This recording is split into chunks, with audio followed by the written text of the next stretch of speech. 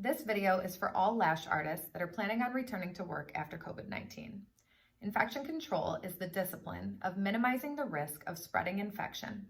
Having proper protocols in place in your salon to make sure that your customers as well as yourself are protected is more important now than ever. I have three rules that are designed to get us through the return of work after COVID. 1, no glove, no love. 2, bask in the mask. 3, cleanliness is sexiness. The eye is a mucous membrane, just like the nose, mouth, ears, and genitals. Therefore, the tears are a bodily fluid, just like semen or salivation. Therefore, the tears can carry diseases or infections that could be spread to other people. Virus of the eye have been found in many ocular secretions. In the ocular secretions, they've found HIV, hepatitis B, and Ebola. With Ebola, they found that the virus carried in the secretions of the eye even after the person had been healed and better. Food for thought. You have a brand new client, you've done this beautiful set on her, she's loving it. You get to the end of her appointment, you're teaching her the proper aftercare for taking care of her eyelashes. She's never done a lash bath before. You mimic putting the soap on your hands, putting up to your eyes, and lathering. Bam, you've just caught whatever her eye was carrying. One solution, gloves. No glove, no love. Now, how do you choose the right glove? There's 3 different kinds that are typically out there. Latex, happens to have way too many allergies. A lot of people tend to be very sensitive to that product. 2, vinyl.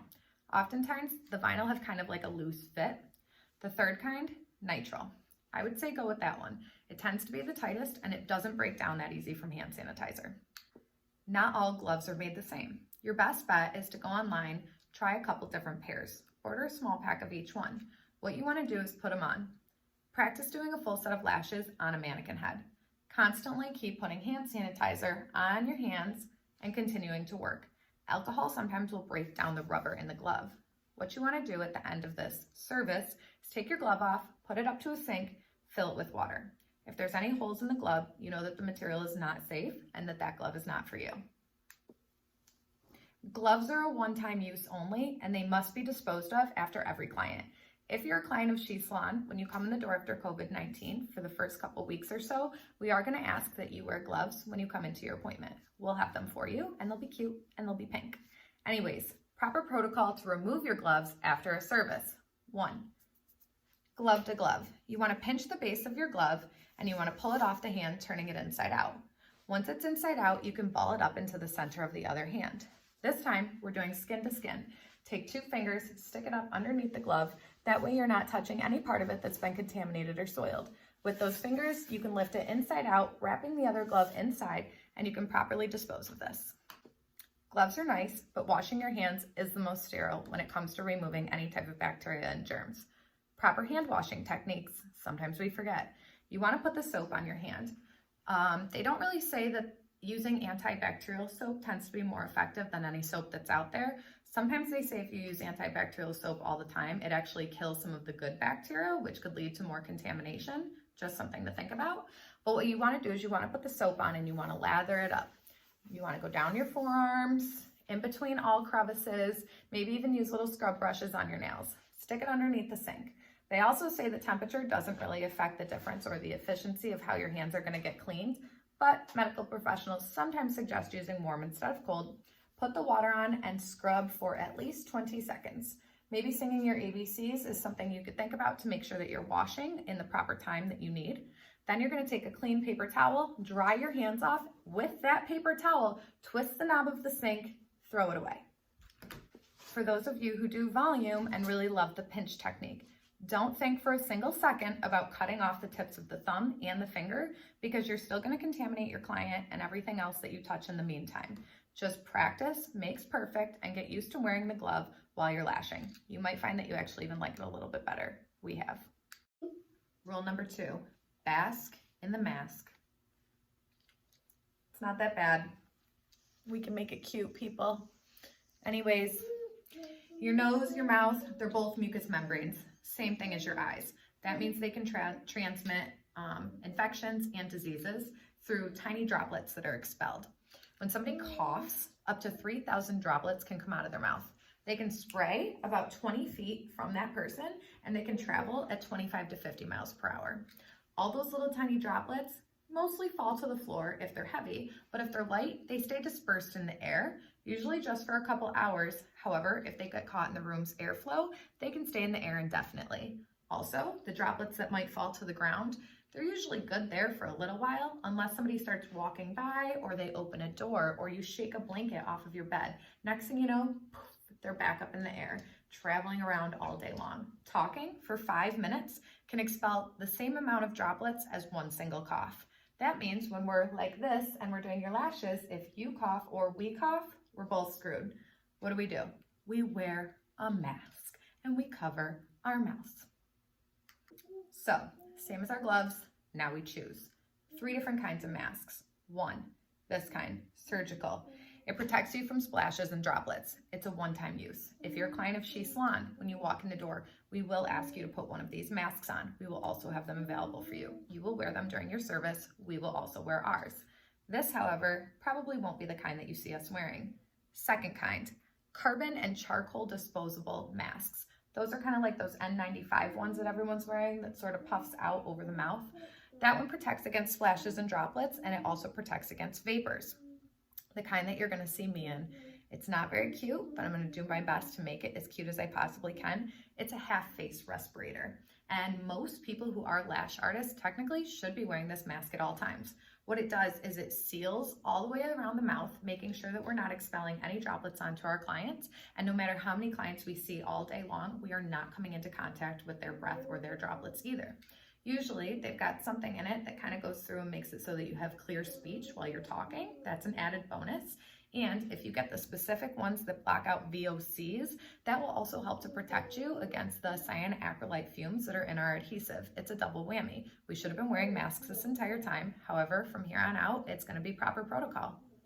When it comes to masks, you may need to make sure that the fitting is nice and tight and that it seals. If it is one of the carbon ones or the N95, make sure that you bend the wire so that it folds over your nose. If you happen to wear glasses while you work as a lash technician or magnifiers, which I know I do, we can just kind of bring those glasses down a tiny bit over that wire, and that will stop them from fogging up while we're wearing them. You have to make sure that you follow the care and maintenance of your mask. If it's a surgical mask, it needs to be thrown out after every single client, or if your client's wearing it, it needs to be thrown out on their way out. If it's one of the other masks, it has filters and they need to be changed sometimes after a client, sometimes at the end of the day, sometimes they last for up to 6 months. Those half-face respirators, most of the time, the filters can last up to 6 months in those. Fun fact, our nose and our genitals contain the most amount of pathogens than anywhere else on our body. When you're wearing a mask, you cannot wear it like this so that you can still breathe from your nose. It needs to be up around your nose and around your mouth, both. Here you have it, folks. Bask in the mask. Protect your clients, protect yourself. Number 3, cleanliness is sexiness. And serious though, you're going in for a Brazilian wax. Spread eagle on the table. You're watching the esthetician very carefully. Next thing you know, she spatulas, applies, pulls, same spatula, dips, applies, pulls, same spatula, dips. Disgusting. Anything that's in the genital area now is on that spatula and back in that wax pot, okay? Let's compare this scenario to our lash trays, the tiles actually. You pull the lashes out of the tray, you stick it on the tile, you work off of it all day long. Even if you're removing the unused lashes and then dispersing of them and using the tile again for the next client, it's still dirty. Or if you're taking unused lashes and putting them back in your lash trays, now you've contaminated your tile and also your tray. You might say, well, I don't touch the lashes with my tools. And while you may think that that's fine, let me show you how easy it is to contaminate something.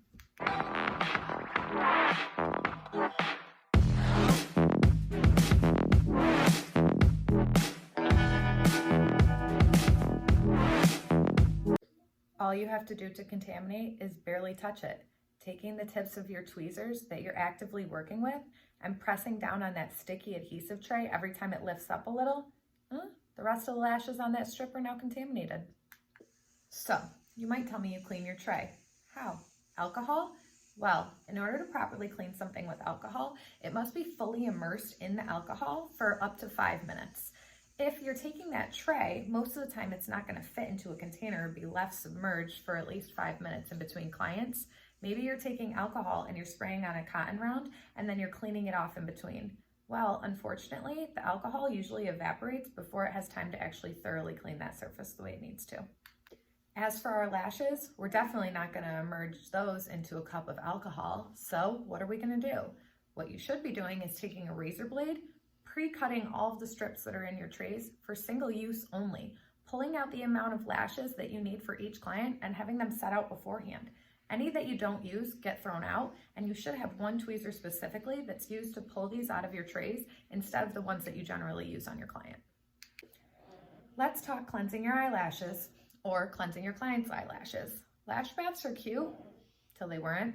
So makeup brushes are typically being used on clean makeup and on a clean face. The way that they're designed to be used, most of that product stays on the tip of the brushes, making it very easy to clean it in between clients. Our cleansing brushes, however, are being used on dirty lashes, on dirty eyes, on a mucous membrane to clean any type of debris that's on there. And then you want to use that again on another client. Again, imagine your dentist coming at you using the same tools that he's used on other people's teeth all day long. The problem here is that when you clean your cleansing brushes, what you're doing is you're taking a foam soap and water that kind of breaks itself down. It'll then travel up the bristles into the ferrule, where most of the time product will stay and pathogens will grow. The difference here is that makeup has a high viscosity and cleansers have a low viscosity, which means their thickness. Makeup is much thicker. That's why it's easy to remove. When you're using something that's foaming and watery, the viscosity is very, very thin, and that's why it travels so much further down the brush. When cleansing and disinfecting the brushes, there's no way to truly know that the ferrule is completely free of all germs and contaminants. So therefore, we cannot do lash baths on clients. The only way that you can properly do it is not like you do on yourself with the brush and lather it all in. You need to take tiny, tiny little microfoam brushes, and you need to go in between each eyelash and ever so gently / roughly clean in between those lashes for your client. Those microfoam brushes then need to be thrown out after every client. Okay, now let's talk tubes and jars. Anything that is a one-time use. Think about when you're doing lash lifts. That glue that comes out of the bottle, and it's got that little brush that you can really just kind of paint right onto the eyelid and stick the rod down. Then you're taking that brush and you're sticking it back in to get more product and travel on to the next eye. Not working. You put that brush back in that container, that entire container is now soiled. Things that need to be taken out of jars, like our remover, or when you are doing a lash lift, if it's not single-use packets and it is jars, like our She Salon ones, you need to take a scooper and scoop a little bit of that product out and set it to the side, maybe in one of your glue trays. That way, if you need to double dip and go back in for more product, you can without contaminating the entire jar. Let's talk about our adhesive, our nano mister, our ring light, our handheld mirrors, our fans. Anything that you're using while you're in service. Here you are working away on your client's head, touching all of these things, picking up your products, redispersing your adhesive drop, putting it back down, moving on to your next client, same thing. You run out of adhesive halfway through, you need to mist your eyelashes at the end, you're grabbing it again. All of those things need to be properly disinfected in between every client. And then, because they are used repeatedly with different clients, even if you are disinfecting them, you need to make sure that every time you pick it up and you disperse a little bit of that alcohol and put it back down, you need to be sanitizing your hands before you touch that bottle and again after you touch it. Treatment tables. Let's talk about them. Sometimes they're draped with a fitted sheet or one of those cute little fuzzy blankets. Not anymore. Thank you, COVID-19. There will be no dressing on the beds or fuzzy little blankets that we all share anymore. From now on, what you need to do is if you do dress your bed with a blanket or a sheet, you need to take it off and you need to throw it away after every client. Or you need to take it off and it needs to go through the washer and dryer so that it's properly cleaned after every client. Or you could treat it like a doctor's office. You could put table paper down that protects your client from actually touching the bed and creates a barrier. Or you could leave your bed completely naked. If so, you need to make sure that you're spraying it down with a disinfectant afterwards, leaving it on for enough time to make sure that it does its job, and cleaning it in between every single client. If you do allow your clients to sit comfortably with a neck pillow while you're working on them, that's okay. The only thing is you need to pick up some dentist bibs or disposable pillow covers and make sure that that pillow is also covered while you're working so that it hasn't been soiled before the next client comes in. Even though you're covering the pillow and you're throwing out that piece of material after you're done with it, you should still be spraying down the pillow with a disinfectant before the next client lays her head down in it. Something else you could consider is possibly making your clients wear a hairnet while you're working on them. This is just going to keep everything covered. You're going to be double protected. Why not? Your work surface should look something like this. Laying a dental bib over a tray will help to protect the entire area. Laying down some type of a tissue here divides your entire station. This station is for disinfected tools and implements. This station is for things that have not been disinfected before laying them down. Things that go into your disinfected area include tweezers, scissors, mask as long as it's disposable, gloves, hairnets, tiles, cleansing brushes, cotton rounds, saline solution, spoolies, jade stone, or glue rings. Not covered with a tissue is the non-disinfecting zone.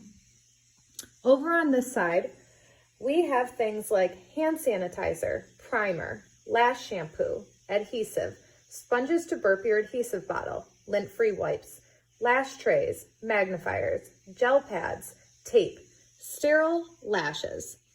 The reason that we have this separated is because these things are already clean. You can use them and work on your client, no problem at all. However, if your hands leave your client and turn over to refill your glue in your ring, or do a lash bath, or put your glasses on, the hand sanitizer needs to be used in between each use so that way you're not recontaminating your client when you put your hands back on her head. Anything that you touch in the non-disinfected zone, you need to wash your gloves with the hand sanitizer before touching your client. Anytime that you use any type of tape, you should keep in mind that this should now be in a tape dispenser, because once you pick this tape up, next thing you know, the entire roll has been contaminated. That's something that I need to add to this station. However, this is something to keep in mind when you're working after COVID-19. That's it for today. If you're a client of ours, I hope you feel safe. I hope you feel protected. Just know your health and safety is always priority number one to us. If you're a technician and you're watching this video, I hope that it helped you. Protect your clients. We need to conquer COVID together, and we need to work as a team. If you come up with anything else that might add to keeping our clients and us safe when we return to work, please let me know so we can help broadcast it through our community. Stay tuned. I'm going to post another video in a few days after this one. It's called Disinfection is Affection, and I'm going to teach you the difference between low-grade disinfectants, medium-grade, and high-grade. We need to know what makes something a hospital-grade sterilizer and when to use it and when not to. How to properly clean all of our implements and our settings. Stay tuned. I'll keep you posted. Knowledge is power.